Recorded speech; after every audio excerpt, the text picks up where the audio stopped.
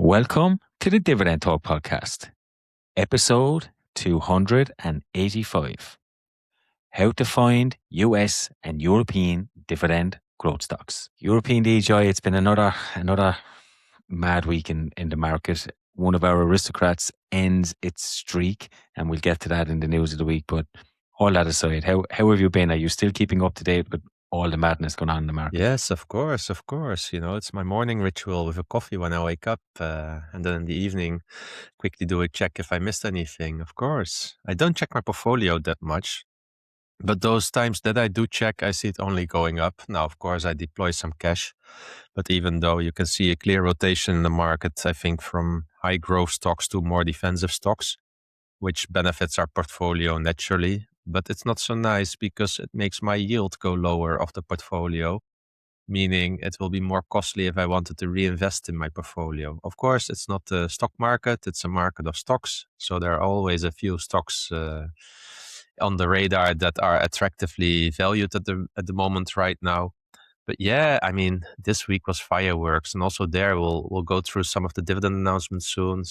Maybe also a little bit of a heads up. Why are we doing this topic? We did this topic like 5 years ago, and 5 years ago a lot has changed. Yeah, in terms of sources, for instance, if you think about blogging, anyone that does longer than a year is already with a minority. Typically, yeah, most bloggers fail in the first few months after initial inspiration. It's pretty much like my fitness goals at the start of the year every year. So it was about time to refresh this a little bit, also because we have regular new listeners, and I created a top 10 of shows for people to listen to. I will release that maybe somewhere next week. If you are new to dividend growth investing overall, and I felt like, okay, this one needed an update because it was episode 5. Yeah, we're now 280 episodes further. We'll discuss quite some questions again. We're recording this time on a Saturday, so it feels a little bit different, but we have questions about the SaaS apocalypse, or however it's called, also about NN Group and ASR. So yeah, it's a pretty packed show again. Yeah, of course. And look, before we start, sometimes we forget to do it at the start, but we always say it. This is not financial advice. Nothing you hear today should be taken that way. It's for our entertainment, and we share our journey only. People are making already jokes about this disclaimer. You know that, right? Of course. But I mean, we have an obligation. Just do your own homework, and don't buy just because you hear it on the Dividend Talk podcast. That's exactly what we should say. Exactly. Simple. Just one line. Simple as that.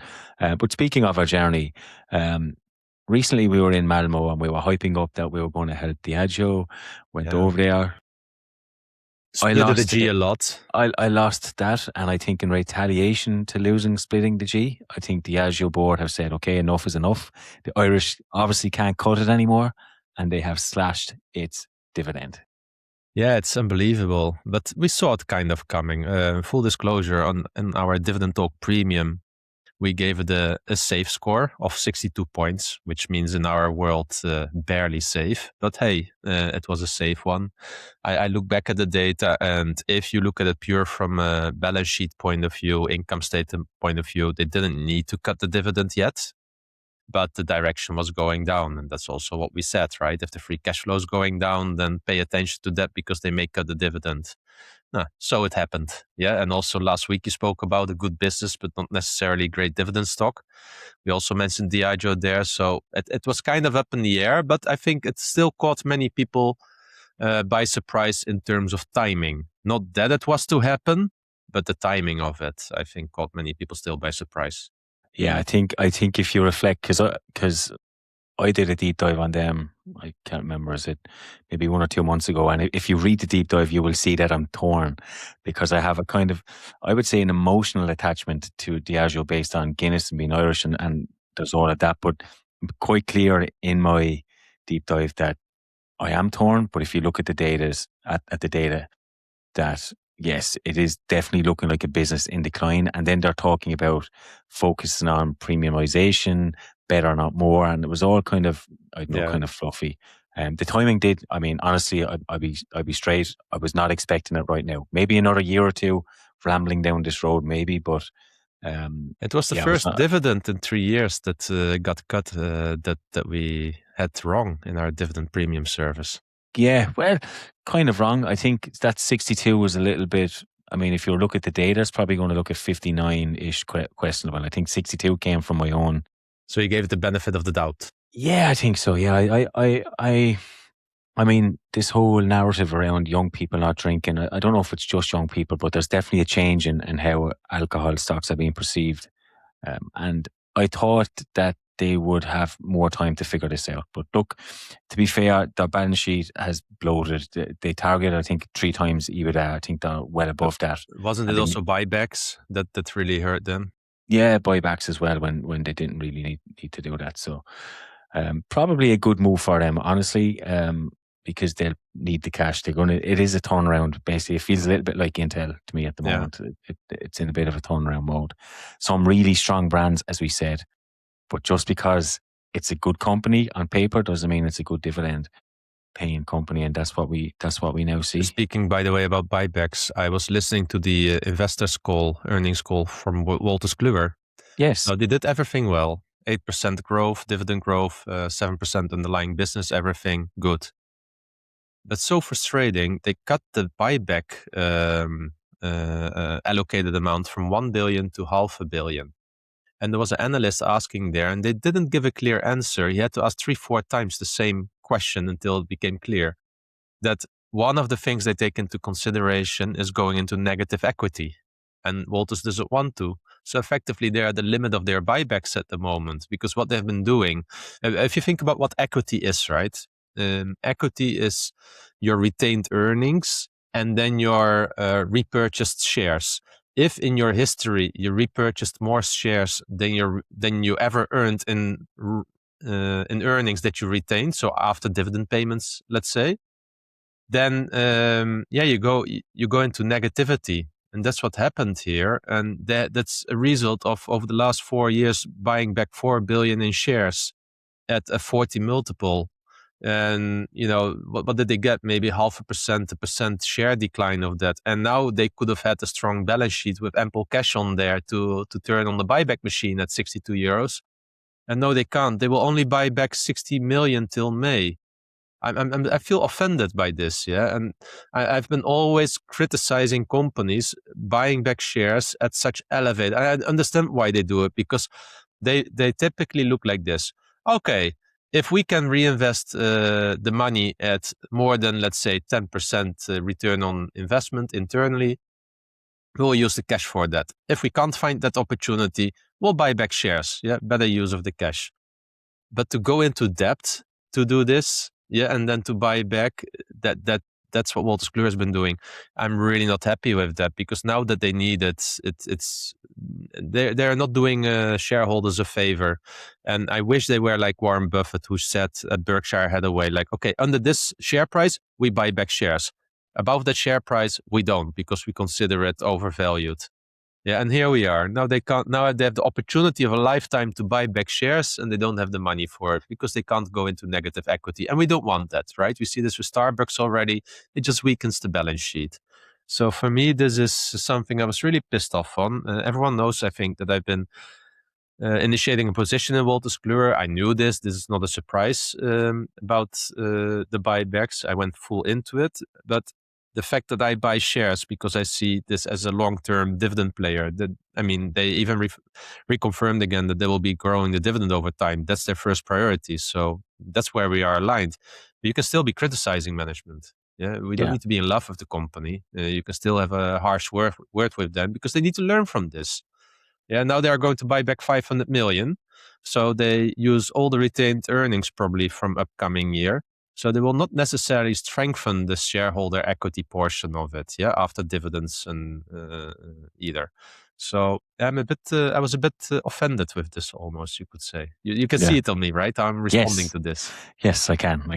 But no, it makes complete sense. And I do recall, because you've spoken about Wolters Kluwer a number of times, but even when they were trading at, I don't know, 140 euro, you were always still talking about buying back shares, and they shouldn't be doing it at those multiples. And yeah, it's a shame that they have to use debt to buy back those shares. I absolutely hate that. So Yeah, I agree. I can understand why you're pissed off as a shareholder. Yeah, they are nurturing the short-termism of the stock market with shareholders that are only in it for 3, 4, 5, 6 months, and their own earnings per share target, right? That the bonus is tied to, but it's not a long-term. It's not good for the long term. I think It's they not need sustainable. to change this. Yeah. Genuine Parts Company, 70 years of dividend growth. I mean, that's quite something, isn't it? Yeah, I think anyone who does a screener on stocks will often get GPC in the list as one of the first stocks. Most of the people don't buy them because they think like, who buys a spare part car company? Yeah. But then again, 70 years. And the news was not just the 70 years of consecutive dividend growth. So we're talking here about the dividend king of dividend kings. Yeah, because they have paid a dividend since going public in 1948, guys. It's unbelievable. But they're going to split up the business. They're going to separate it into the automotive and the industrial business. So this will be very interesting. We have seen in the past splits, like AbbVie coming from Abbott Laboratories, right? Philip Morris from Altria, I believe. So some of those share splits could be very, very interesting for people. And this could be just one like that as well, because these two businesses, they are already organized quite independently. So it seems to be a clean cut that they can make, making the company a little bit smaller again, which usually leads again to opportunities for competition, acquisitions, and such. So I'm quite curious how this will go. But I found that, we never speak about Genuine Parts Company as such, but a 70-year-old company going to split. And I'm wondering if this is going to technically lead to a dividend cut or not. Yeah, because the business that may continue to be called GPC will not be able probably to carry the whole dividend forward. So that's what we saw with Abbott Laboratories as well. Yeah, so I'm curious if it will drop from the Dividend Aristocrat index with this. I don't know the exact rules around that. Yeah, I think Abbott stayed in the list, didn't it? Because AbbVie paid a dividend. Yeah, that might be. Yeah. Because I remember when I was starting out, it used to always confuse me how AbbVie were known as a dividend aristocrat and they were like 6 years old. It was not making sense. But yeah, maybe there's some rules if both of them keep him. I'm not Probably entirely with sure. Altria the same. Yeah, not entirely sure, but let's see. It'd be a shame to lose that dividend streak, nonetheless. So we still have got loads and loads of dividend announcements. What a start to the year we have. So I'll go through a couple of them here. Well, all of them, not a couple. The first one is Medistim, ticker symbol MEDI. And this is a Norwegian company and it raises its dividend by 33%. Yeah, it's a Norwegian medtech for your information, a bit like Medtronic, Abbott, those kinds of companies. Yeah, Danaher increased its dividend with 25%. That one was brought up in our Discord. Belgium company Akmans and Van Haren that delivered a whopping 21% dividend raise. I definitely said that name wrong because I can see you laughing. I think it's called Akkermans and Van Haren. But this is an interesting one because it seems to be kind of an holding company that's having an investment stake into companies. It seems to be in Belgium one of the companies with the longest dividend growth streak. So very, very interesting that they're able to pull off a 21% hike. I'm always impressed with companies that have, let's say, 25 or more years of dividend growth, that they are still able to pull off these massive double-digit dividend hikes. So it tells you that companies truly go through an S curve. Yeah, they catch some waves from time to time, whether it's product innovation, secular growth trend that typically suddenly pops up. Like if you're now in the data center space, like who would have foreseen this, right? So it's always really interesting to see here. Yeah, of course. Munich RE hiked its dividend by 20%. Another insurance company, a reinsurer in this case. This one is crazy, Derek. This one's crazy. I bought them at 160 euros, I believe. 140 maybe even the first time. And it's now trading at 555 euro. So that's crazy. It went for me probably threefold, right? Fourfold. And it's still at a 4.3% yield. But guess what my yield on cost is? 8%. Nearly 15%. Wow. Yeah, it's crazy. It's my best performing stock in my whole portfolio in terms of dividend growth and dividend income growth. And it was one of the first stocks that we covered. I mean, we haven't done one in quite a while where we just focus on one company. But that was the first company that we did, Munich RE, Yeah. if you remember, way back in 2020. If we bought it, and I didn't buy it, but if we bought it then, I mean, it was trading. I remember I was trading at around 150, 160 at that time. Yeah. And you bought It's crazy what this is compounding. So people try to make money on all those growth stocks like Peloton and everything in 2021, right? To the moon. And then you have just Munich RE. It's crazy. It's really crazy for a reinsurer. Just buy insurance stocks in 2020 and you're laughing. Yeah. A couple more hikes that in my portfolio are quite strong. London Stock Exchange hiked its dividend by 15.7%. That's kind of in line with what we saw with Euronext and some of the other exchanges. OPAC, which is a new company in my portfolio from about 4 or 5 weeks ago, hiked its dividend by 12.5%. Yeah, good timing there, buddy. Yeah. No, I can't take all the credit. I mean, somebody in our Discord pushed us to look at it. I just happened to look at it before this. But yeah, good to get in and get a raise straight away. That's always nice. You can't beat these raises with your salary. Did you get a 15 or 12% salary hike last year? No, nowhere near. There you go. Near. Yeah. Another European insurance company, Allianz, hiked its dividend only by 11%, which is crazy. Only. Yeah. Edenred, which is popping up quite a bit. Heavy Moat Investments spoke about them on our show. We get lots of questions about them. They seem to be on our Discord quite a bit, but they've had a nice 10% dividend hike to €1.33. Not bad for a bankrupt company, right? That is not going to make it. Old Republic hiked its dividend by 8.6%. That gives it 45 consecutive years of dividend increases. More Insurance hiked its dividend by 8%. Wolters Kluwer hiked its dividend by 8%, even though AI is going to kill it. French Teleperformance hiked its dividend by 7%. Linde PLC also had a 7% dividend hike. Iberdrola keeps chugging along. I mean, it almost seems disappointing when you're reading a 6.3 dividend. Yeah, that's higher than my average, right? Than my annual average. So yeah, it's crazy. It's still a good hike, but yeah, Iberdrola keeps doing well.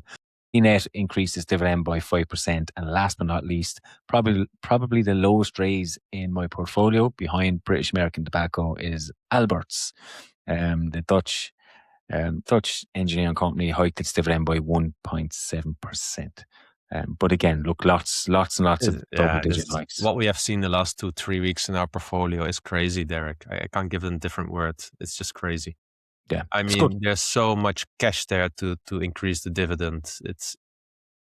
And you need to remember, most of these companies have been facing currency headwinds. Yeah, so it's not like they all had an easy year. So it's very, very impressive what they've been doing.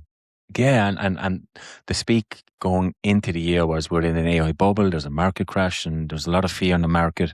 Obviously, we can never predict the market crash, but then you take away that noise and strip away and look at the underlying earnings of some of these companies. And as you said, so much cash to keep increasing these earnings. It's these dividends. Exactly. I mean, we were talking about Munich RE on Discord, right? This company has a 300% solvency ratio. So they are keeping 3 times more, let's say, in cash and assets than they need from a regulatory point of view. Yeah, usually they have a target of 150 to 170%. So they're 2 times above target. And I was going through the footnotes, and that's where always the interesting stuff is, right? So they said, like, if there would be a hurricane in the American waters, yeah, that one of the strongest in the 200 years were to happen, the solvency ratio would drop from 298% to 267%. So there was someone mentioning something. He said, like, guys, it takes a comet, yeah, and to get this company down. And then someone said, like, well, even a comet would keep this company alive. Yeah, dinosaurs would be extinct, but the Munich RE would still exist. It's crazy when you think of it like that. I mean, they just had a 20% dividend hike, 300% solvency ratio, which means they have a lot more money on that balance sheet than they actually need, probably around 200, 220. So and that's their goal around that. Yeah. So if that's their goal, they have to spend that money somehow. I don't know if they're going to be doing share buybacks at the moment. Yeah, they will do some share buybacks as well. But you can expect probably another 20% hike next year and probably one the year after just to get that solvency ratio down. I think it will depend also a lot on the interest rate environment, because they Yeah, came of out of course. a low interest rate, and they manage their money quite conservatively. So, but this interest rate environment seems to be very good for them as well. Yeah. Nice one. Okay, so today's topic, it was inspired. It was kind of twofold. I know you did, as you said, you went through the top 10 episodes for new people to our podcast, or new people investing in general, to get a feel of what we do and how to do it. But Adrian also asked us about good screening tools that we used, especially to find new ideas. So it's probably a good time to relook at this podcast and see how things have changed for us, which I'm sure they have, and then what kind of different tools are out there. So first of all, do you remember what you said back in 2020? Not exactly, but I think it must have been about the CCC list, the challengers, champions, and the contenders list. So there's an iconic list maintained by David Fish. Unfortunately, he died 2 or 3 years ago. Where he was notoriously tracking all the hikes in America and compiling this dividend aristocrat list. I think many people were able to find it always and used it as one of the primary sources. He released it every month, so everyone was massively going every month to that list.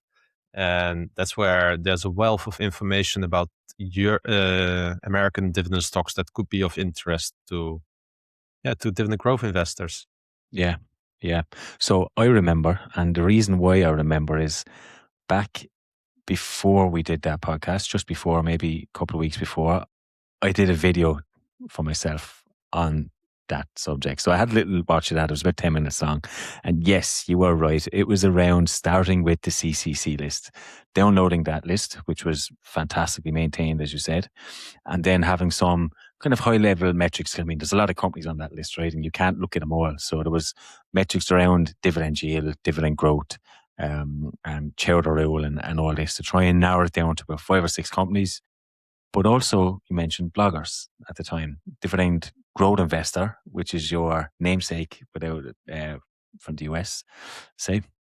He was probably one of the first that I followed. He has a newsletter. He still has that newsletter where his goal is to make $1,000 of monthly dividend income by investing $1,000 a month. And I mean, I was following back in 2020, and I've seen that is still going. So that was another way that I personally was looking at it. But yeah, as you said, there's not many bloggers around anymore to get inspiration. So what do you do instead? What, like, is it YouTube? What does it feel? So there are two ways to look at it. One, you want to find information entirely by yourself by going to a database and screening things. That's one option. And two, is following people that are actually doing the work for you. And I think there's a merit in both. The second one just is a little bit more tricky sometimes, because there may be a strong bias in there in what the crowd is buying. Yeah, and you think about Novo Nordisk over the last few months. I think many people learned a hard lesson in how deep a stock can go down. Yeah, and if this is one of your first stocks, it might actually scare you to still use such an approach, which would be a pity, right? Because we all have sometimes a stock like that in our portfolio. But if you, like me, have already 50 stocks, it really doesn't matter on its own what Novo Nordisk does on the short term. Yeah. So I think that's a big watch out when following others. But other than that, that's a good source as well. But of course, the CCC list, I think, is still a really good list. For instance, there are sites that have adopted that list and are still maintaining it. It's not so nice anymore in terms of metrics as David Fish had. Also, it went to Portfolio Insight, but they are not publishing it anymore like that. But Digrin has a list. We can put a link in the description as an example. Yeah. Digrin is quite a good one to use. One of the more popular ones, I would say, that's after popping up on our screens. I personally don't use it. I've downloaded it maybe once or twice to see it, but I can see it getting a lot of love on Reddit and all these kind of places. So yeah, we'll definitely put the link in the description. But from there you can easily start filtering, right? Another stock screener that I use from time to time, and it was good to know. I don't use this stuff a lot anymore. I know what's in the stock universe. I know what my interests are. So I'm not necessarily looking for hidden gems or something like that. Yeah. And we do a podcast where people are bringing all of this up in the questions. And that's also where we get notified about new stocks. If you really look at a screener, and it's mostly good probably for some US stocks again, is Finviz. Yeah, they have a screener. You can screen there on dividend yield. Give me everything about 3%, 4%. You can there look at the forward PE, the PE. You can look at the price to cash. Lots of criteria that you can use. Also, for instance, the balance sheet, long-term debt to equity. You can use the payout ratio. Yeah, so there's really good stuff there to be used on Finviz. Mostly, again, it works for US companies. Now, why is this? Unfortunately, European stocks are not so good when it comes to their data. You have the SEC filings in America. It's very much standardized. It's computerized. Companies send their data. It comes straight in a database, and you can rely on that. They report also quarterly. That's not the same as in Europe. Many English companies, for instance, they only do a half-year report and then trading updates in Q1 and Q3. And this really creates an issue for your data set. So when it comes to European stocks, I think you will end up a little bit going more to bloggers. You could try Market Screener. It's also a screener, but just be aware that you can't necessarily trust the data. Which means that while you screen, you may sometimes screen a few companies out that would usually be good if they would follow a US approach to data collection and report on a quarterly basis. Yeah. Just think about the dividend growth streak. If the fiscal year is 2025 and you deal with interim dividend and final dividend, sometimes it may look like there was a dividend cut, which is not the case, year over year. So these little things are in there. Other than that, of course, we have the European Noble 30 Index on EuropeanDGI.com that you can follow. We have our Dividend Talk Premium where we have a screener. We have 150 stocks in there. I think half of them are European as well. It will allow you to look a little bit on the dividend yield, but more importantly, I think for us, the dividend safety as such. But how about you? How do you find, first of all, companies that, without maybe even listening to people, how do you look at it? Yeah, I think you evolve over time. So at the moment, I don't go actively looking for new companies. I mean, we are in a privileged position. We host a podcast, so we get companies fired at us. I mean, almost daily. A lot of companies I've never heard of, and we get pushed and pushed. So it kind of forces us. And doing the newsletter, I think, helps. I mean, Vopak is a good example that I just spoke about. I may or may not have ever looked at them. Somebody requested them, I think once or twice, caught our attention and looked into them, really liked what I saw, bought them then a couple of weeks ago. But I think if I was starting out, it would be along a similar lines. It would be similar to finding either good bloggers or somebody on YouTube or somebody that is knowledgeable and try and extract as much information as possible. I think the biggest mistake I made with following following the dividend growth investor is that I just followed them. That's all I did for about 6-7 months. And you don't really learn about anything, and you're just buying what someone else is buying. And if there's a market crash or there's a dip, that's when you panic and you don't really understand what you own. So my advice would be not to follow somebody in what they buy, but follow somebody in terms of how they do it. What are they doing? What's the process that they're using? We obviously have a dividend safety model first. I mean, I think we're quite explicitly clear on that. There's 5 areas that we look at. We've said them before, but again, it's around growth consistency, top and bottom line. What's their future growth look like? What does their balance sheet look like? Is their dividend affordable? And I think it's important how committed are management to the dividend. I mean, that's how we do it. Somebody else might be different, but I mean, I think it's just finding someone that has a similar approach to how you would like to find stocks, and then go and look in your own universe. And the best place to start is actually companies that you already know. Maybe you work in an industry. Do you work for Schneider? Do you work in engineering? Do you work in construction? And then start with those types of companies, because I think, one, that takes the learning out of having to understand the industry, and you can just focus purely on the numbers. That's probably where I would start. And we haven't even talked about AI yet. And something like Perplexity, I think, because they have Perplexity Finance, and we know that they take the data in from Quarter, they take it in from the London Stock Exchange and all these places.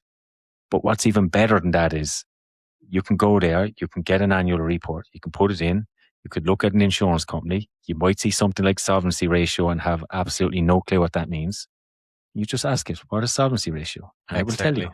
Do you know, and I think it does make it easier. So I think you can, I think sometimes you look online and there's a lot of hype around AI, and they're using AI to do the analysis for them. But you could actually use it to aid you instead of doing it for you. I mean, you can do the work yourself, and then there's something you won't know. What we typically would have done is maybe had a look in a book or ask somebody or whatever, but you can just type it into Perplexity now and say, explain this to me, and it will. And you build up your knowledge that way. So yeah, I think that's how I would definitely go about it now. Yeah, and leaving AI onto bad data creates bad conclusions. And I like what you said, because what you actually say is like this famous quote of give a man a fish and they have food for a day, and teach a man how to fish and they have food for life. Yeah, and that's what you're kind of saying. Like, you can learn from the great ones, which is, I think, really good. I think results speak stronger than words. So try to follow people also that have a relatively good track record, because there are a lot of shenanigans on social media, right? I saw the other day someone tweeting something and said they had a position in Novo Nordisk for €200.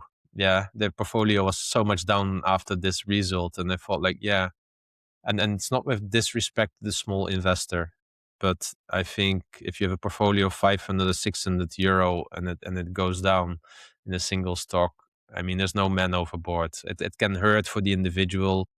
You can't talk here about someone who's having 500,000 or $1 million on the line. Yeah, that feels different. We both know that. Yeah, that the first money that you invest feels scary, because every €100 at that moment in time feels really scary, because you're not used to that.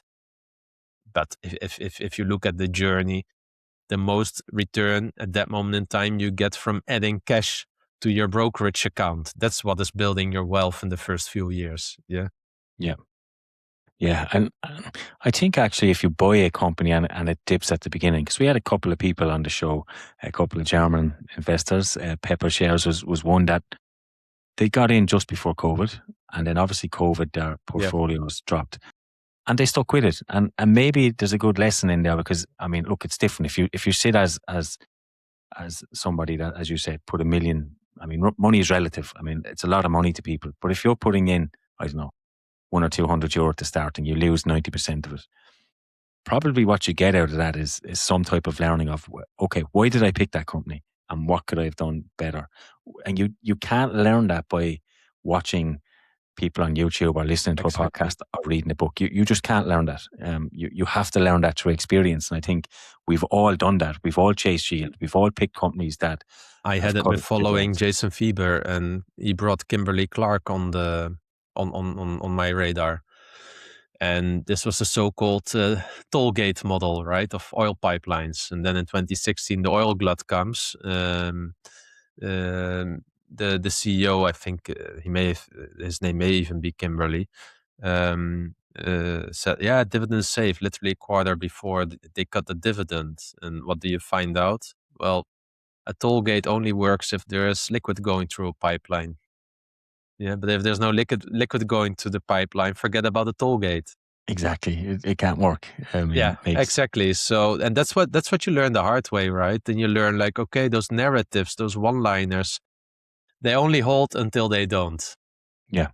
And it's like everything. like investing is easy until it's not, until something goes wrong. And we've been in the biggest bull market of all time nearly since early 2000. So a lot has gone right. So everybody looks like a genius, but when shit really hits the fan, you're going to see who's true to form. And we've seen that in COVID. We've seen that in 2022. A lot of investors were really loud and they just disappear. Yeah. But those that have stayed solid, they have a plan and they stick to it. If we were to get a 2008 crisis now, even though we spend so much time on dividend safety, I'm still sure that up to 20 or 25% of the companies could cut the dividend. Just not even because they necessarily need to, but because of government intervention, not allowing certain companies to pay out a dividend, like we saw that in France and Netherlands during COVID.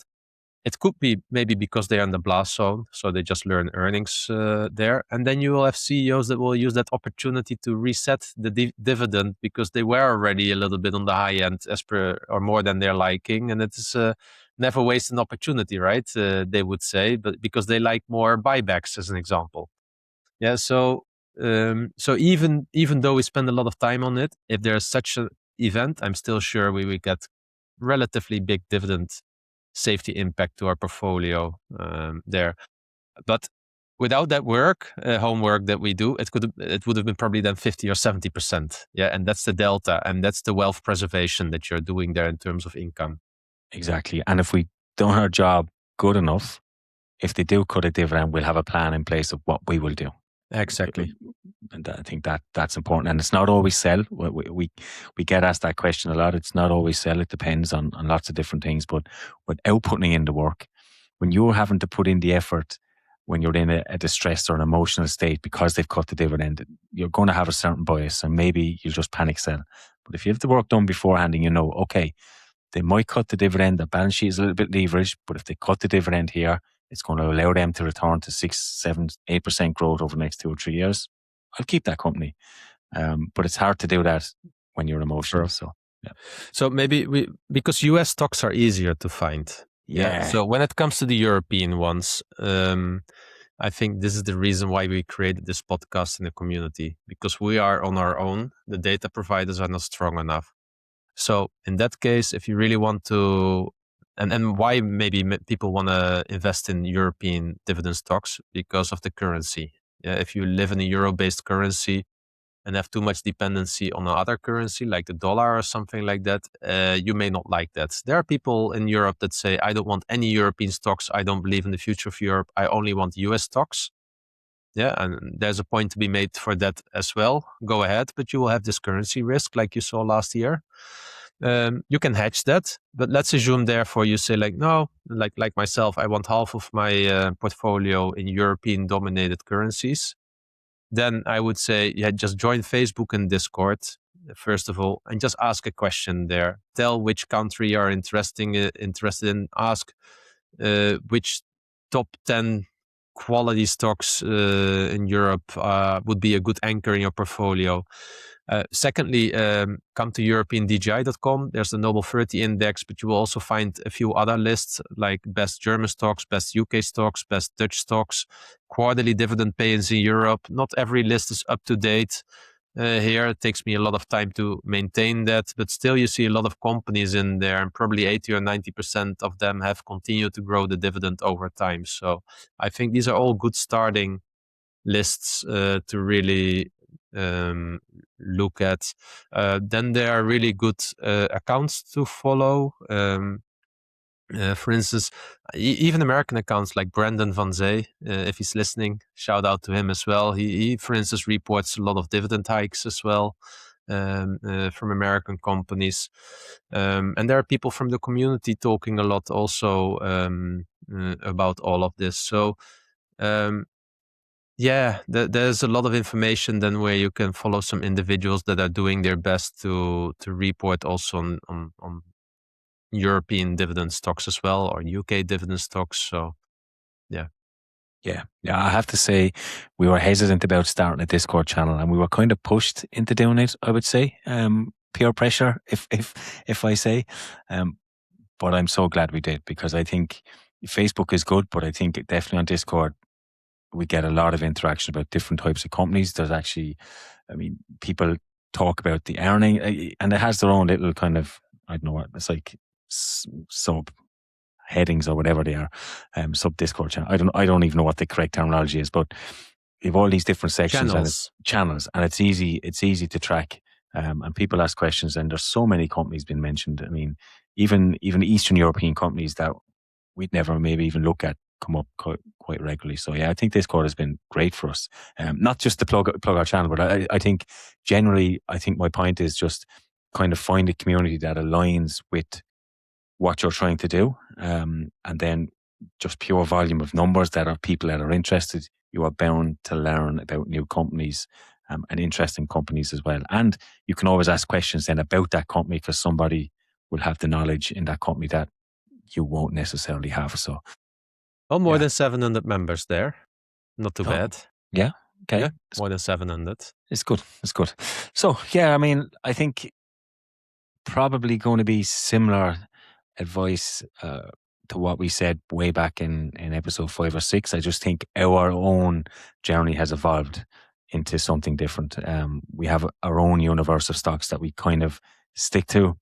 We obviously focus more on dividend safety rather than trying to find on a couple of metrics around dividend yield or even payout ratios. There's a whole element of dividend safety there. So I think that's probably the biggest takeaway. Some free ones, as you said. Drip Investing org is still there, but obviously DGRN, DIGRN is there. FinViz is obviously a good one, and utilize tools like Perplexity as well. I mean, I think that's, in a nutshell, I think that's pretty much everything I would suggest. Yeah, and you could also still use the Quarter app, and once you found this company, add it to your watch list there, and you get a calendar where you can see each day when they have a capital markets day, investor update, the earnings. You find the transcripts there, and they are also available via Perplexity. So I think those are really good tools to help you find European and US dividend stocks. Nice. Okay, so we have a few listeners' questions, so we'll move on to the listeners' questions right now, and we'll start with Dividend Controller. I always say the English version because I butcher the German name, as I'm told. So he's asked me directly, if possible, would I rather have only stocks or only ETFs? The catch is you can only have one or the other. So you can either have 10 stocks or 10 ETFs. And I'm going to assume that the deemed disposal rule does not exist in Ireland and that it's fair game. Right now, I'd probably prefer stocks, right? Because of our whole universe, our podcast and newsletter is all centered around stocks, and it'd be very awkward to try and find the time doing stocks and having a portfolio of ETFs. But if I was to go back before all of this started, back in 2017, 2018, and I was given that choice, and all things being equal, stocks and ETFs were the same in terms of tax, I would have went with The Simple Path to Wealth, which is a book I read, and I would have stuck with ETFs. And a lot of people that I meet, so I get a lot more people in work actually coming up to me, and surprisingly, I'm not pushing everyone down. You must be a dividend growth investor. And actually, most people that I speak to, the first thing is, okay, what do you want? What do you want out of this? What are your goals? And then try and help them come up with their own plan. But 9 times out of 10, it's nearly ETFs. One person, it was growth stocks. That's what they wanted. Do you know what I mean? That's their personality. But yeah, for me, I've chose ETFs back in 2018. But right now on my journey, I actually quite enjoy digging into the weeds of stocks. It would be 10 stocks. Centrino and Thomas have asked us questions about NN Group and ASR. They've been quite popular the last while. So Centrino said, between NN Group and ASR, which one do you think will have the strongest dividend growth rate in the coming years? And Thomas has said that he knows he's late to the party, but we have got him interested in NN Group. But he doesn't like banks. He's not alone there. Does it bother you that they also have a bank business with customer deposits close to 18 billion? Well, may I just say my famous quote? Go for it. Bankers are wankers.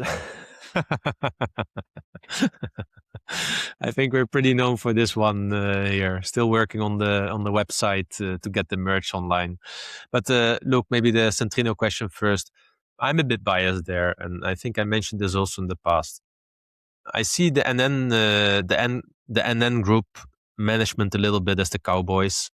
Yeah, the ones that are a little bit more aggressive, a little bit more like full of themselves. And I see the ASR CEO being your uncle that's very conservative and looking after their nephews and cousins' student scholarship money and making sure the money is protected. That's how I see the difference between the two. So I would always lean towards ASR in terms of a company that I prefer, albeit a little bit because they are close to each other. I think NN Group had a little bit more performance lately, and I think that is a result a little bit of their more aggressive style. And it's very subtle, right? And when you read things there, it's even not easy to give you the evidence. But they wanted, I believe, also to create was the broker or a retail bank at one point in time, or a digital retail bank. They sometimes have those ideas. You don't really hear that from ASR. Yeah.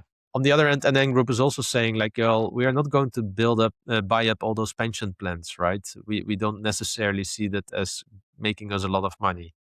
So it's really hard, and it's really about flipping a coin probably between the two. But if you ask me, probably ASR in the long run, if we talk over a decade. But time will tell us, Centrino. And then Thomas, that you're spot on. But I think my answer just mentioned that if I would choose, I would prefer a little bit ASR over NN Group. But it's a bit of a biased view that I have. I like just the CEO a lot. I believe that he's leaving from ASR, so we don't know what we get back for it. But I hope it's ingrained enough in the culture there. Yeah. You know, I have to mark this podcast as explicit content again. I mean, the algorithm must be looking at a dividend growth investing podcast being explicit and thinking, what the Seriously, hell you need to mark this? Yes. Yeah, we got a complaint before that we didn't mark it. Because we used the term wanker? Yeah, because we used profanity and did not mark it. So wanker. Yes. I will mark it. Don't worry, or beep you out, one or the others. Okay, good. Okay. Dividend Jedi has said, with many of the stocks in our portfolios having a very strong 2026, particularly dividend stocks, how do you approach and avoid stock price anchoring? Yeah, this is just always very hard, but I think I got better over time with averaging up. It's like you just look at what your fair value price is, if you're able to establish that, or if you can't, then you can derive it maybe from the multiple, price of free cash flow, price to earnings, whatever you feel. Pick a number, draw a line, and tell yourself everything under that line I'm willing to buy. And then it doesn't matter. Like if you say Wolters Kluwer, I think it's fairly valued, I don't know, at 85 or 90.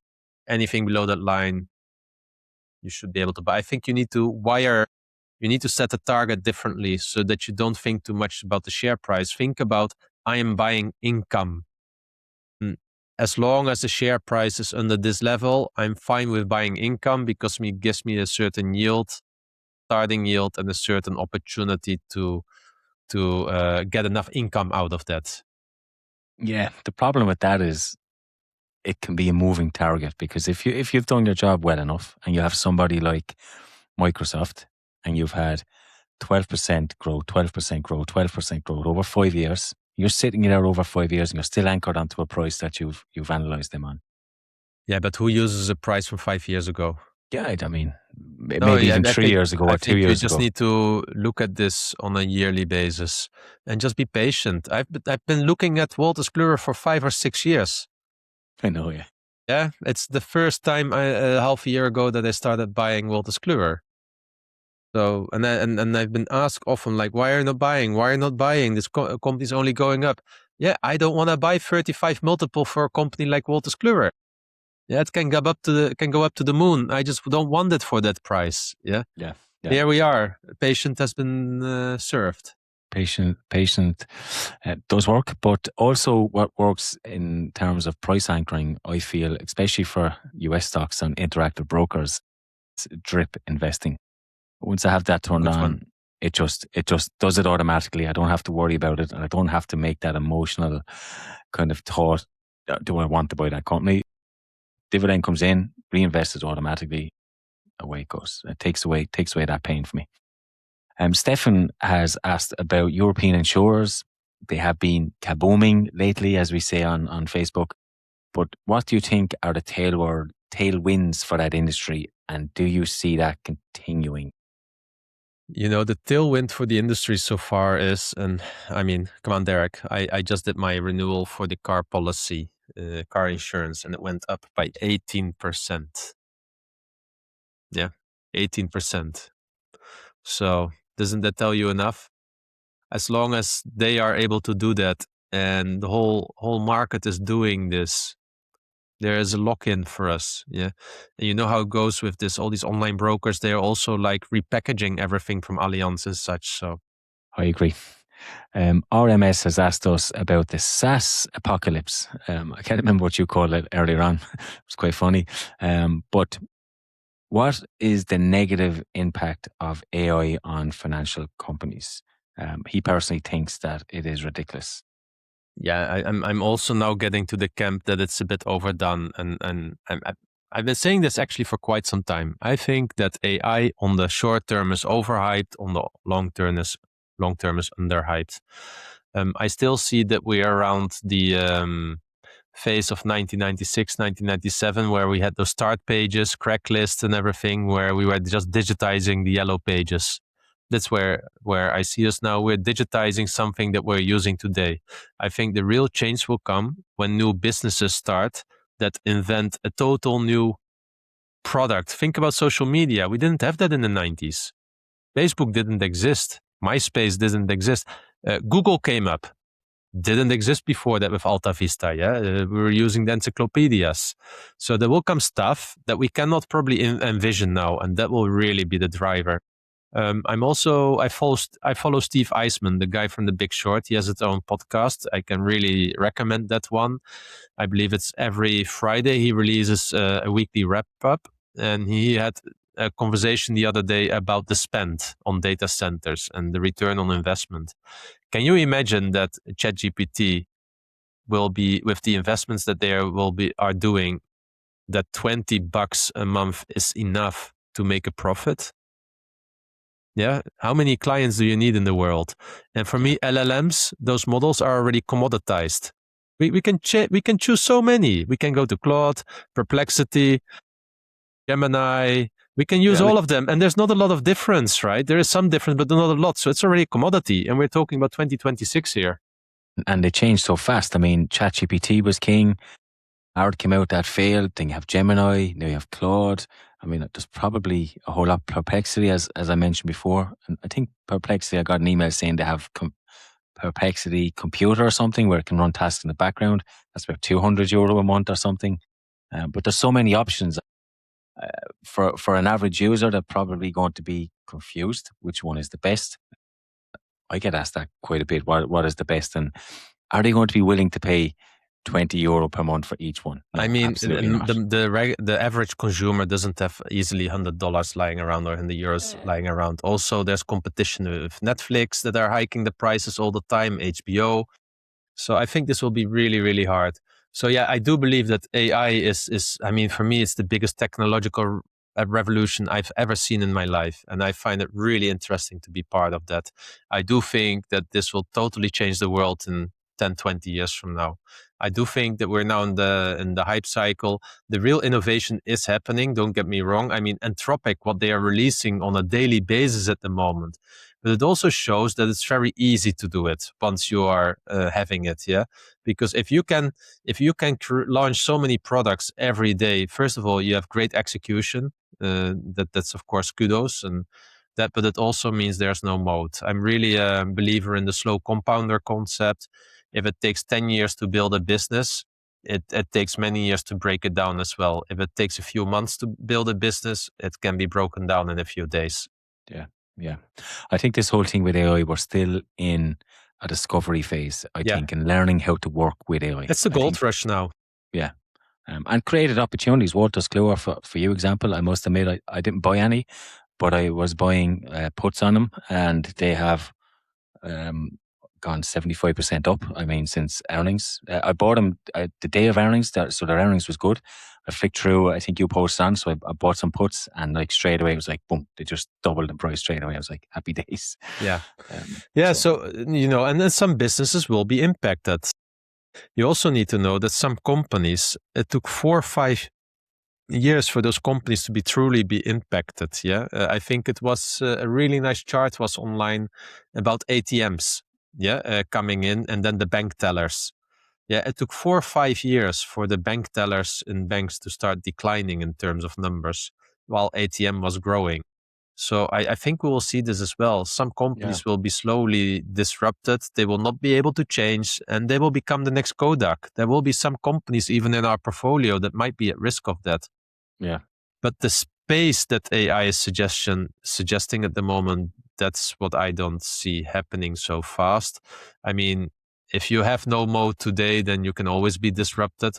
But for Wolters Kluwer with the proprietary data as an example, I think this will be really hard.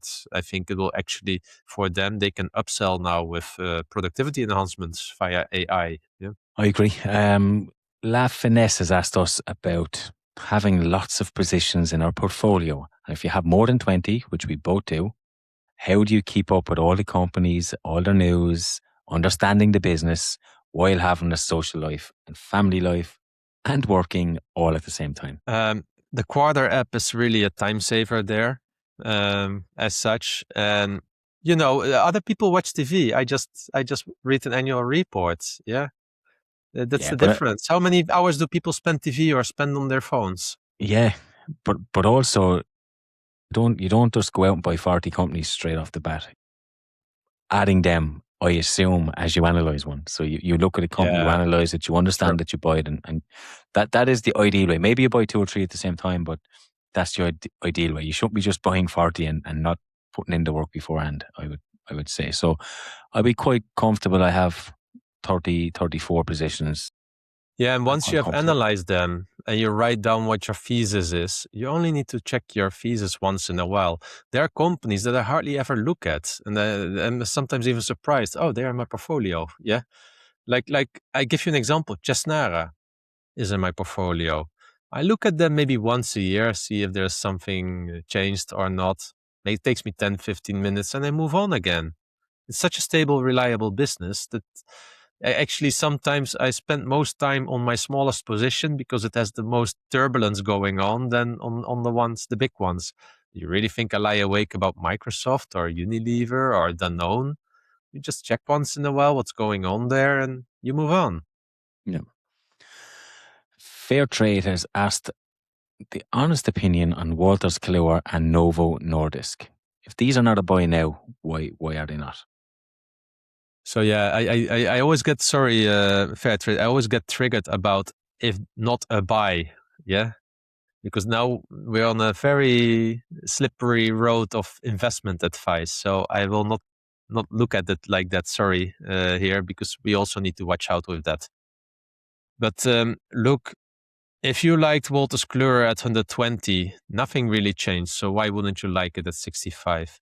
If you like Novo Nordisk at 400 and it's now at 250, think about what changed. Did your thesis change? That's the question. Did the thesis change?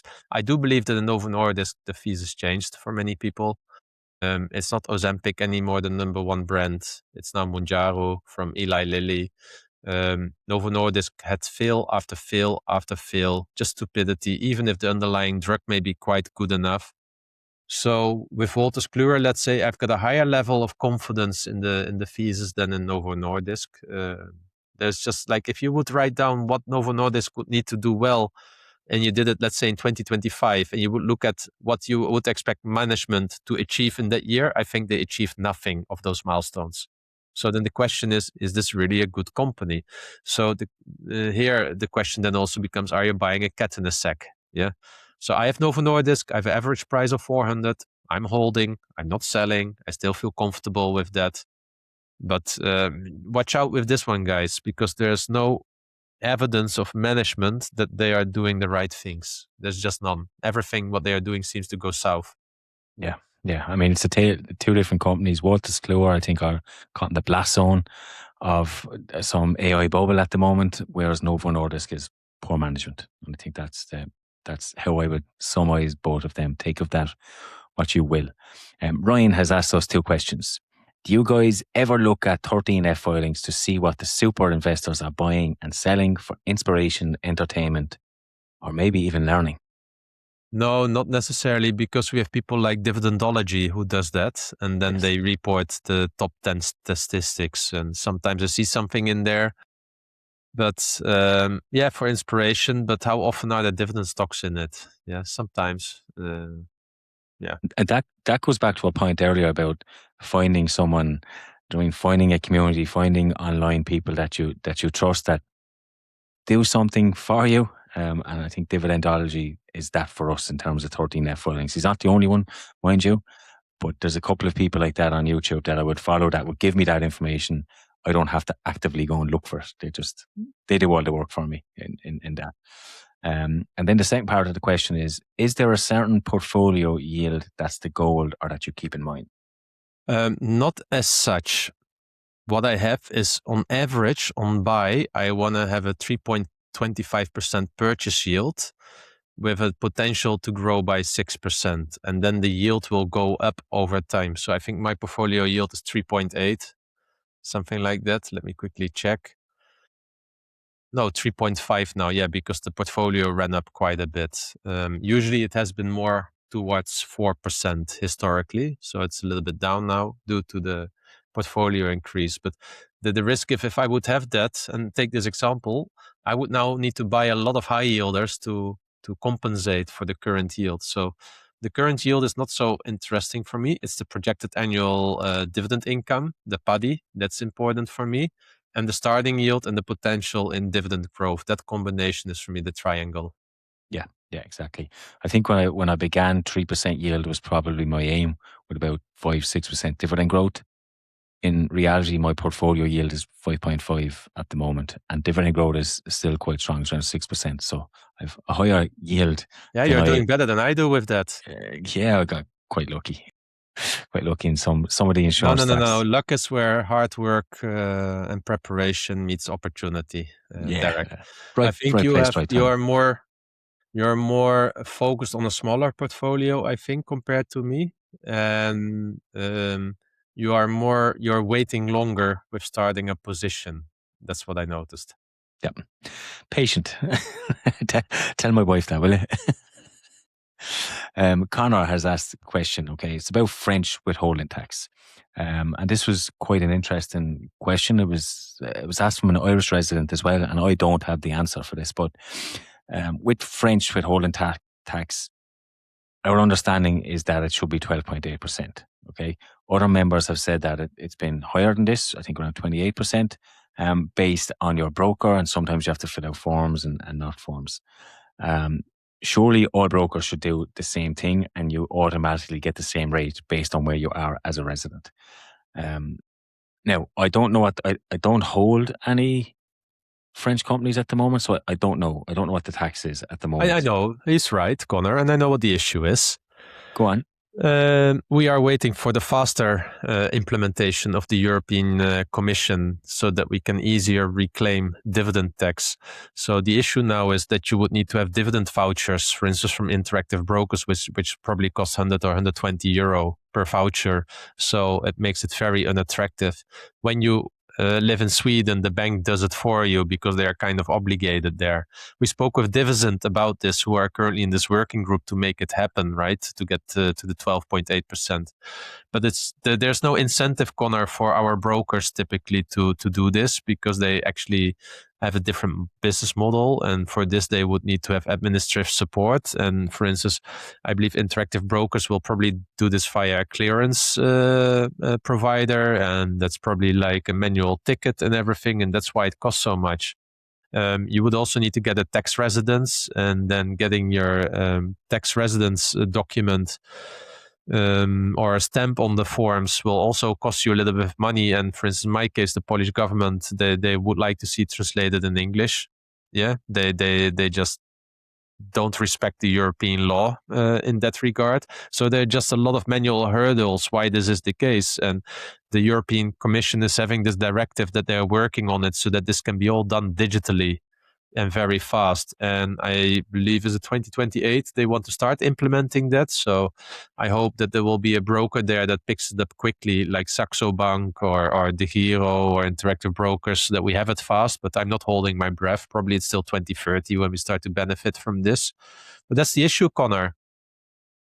Yeah, it's a pain, and as he said, it's a pain. You just want all this sorted, but we'll get there. Maybe our kids will have it sorted by the time they grow up. Javier has asked us about two companies. He's asked us about Accenture, ticker symbol ACN, based in Ireland as a European stock. So what do you think about that company? And also asked us about BAM, Brookfield Asset Management. He's been thinking about them for a long time, but they're based in Canada and it's not ideal for his situation. So what do you think of both companies? I think those two stocks are right up in your alley. Yes, they are. Accenture is one that I looked at, and consultancy businesses are hard. I have to say, I'm not a huge fan of consultancy, being an engineer, but look, I think Accenture is well managed. I actually think that AI is not going to hamper them, that they will be able to use AI in order to benefit them.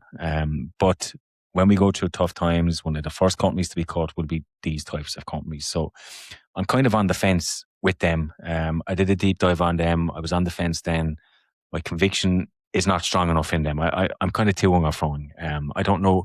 It could go either way. I mean, history will tell you they're quite strong, a quality company from Ireland, but in light of AI, I don't really know how much it will impact them, if it will impact them, or can they use that to their benefit. So I'm on the fence with them. Brookfield Asset Management is a company that I really, really like. I think the Brookfield companies in general are quite a strong brand of companies. Brookfield Asset Management, it does what it says on the tin. It manages the assets of all those different types of branches from Brookfield, but it also has its own kind of self-contained portfolio. Gets you into space if you're interested in owning infrastructure that will help, say, the renewable space that you know that I'm quite bullish on. So, look, I like BAM. I think you have to understand the Brookfield kind of ecosystem, as they call it. BAM kind of sits in the center of that. But yeah, I'm with you, Javier. I really like them as a company. Good growth prospects. Dividend is in theory going to grow double digits between now and 2031 for the next 5 years. So they have a lot of tailwinds behind them. And Accenture, yeah, I'm on the fence. And you distilled them both, right? With the premium newsletter. I think last week you did about BAM and some of the holdings in there. You gave a bit of a snapshot of it. And didn't you do a deep dive on Accenture once? I did a deep dive. I did a deep dive on Accenture, and I broke down the Brookfield ecosystem, but I'm doing a deep dive on the infrastructure portion of that this week, which is quite interesting. But yeah, I can understand why you like Accenture. When you look at the numbers, it's quite well. I remember what kind of tipped it for me at the time, and again, not financial advice. I still thought it was expensive, being that it was not as safe in my eyes as what it has been in the past. And I think the multiples there kind of turned me off it. And then the more I was thinking about it, the more I was like, I'm not 100% sure where they sit in that universe. So I kind of just pulled out, stayed away from them, and leave them in the rear view.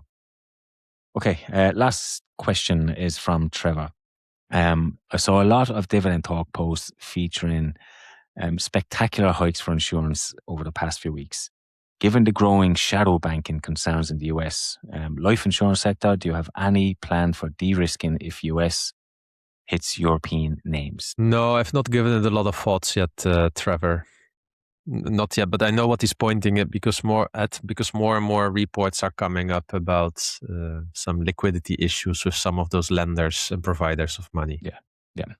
He also asked a question about liquidity of Allianz and Munich RE in terms of solvency ratio if the US private credit sector drags it down, but you've already spoke about that earlier in terms of Munich RE. Yeah, I think so. I mean, I would love them to go to a 6, 7, 8% yield. I believe in those stocks long term, provided nothing else changes. Let's see then again. It's always easy to say now.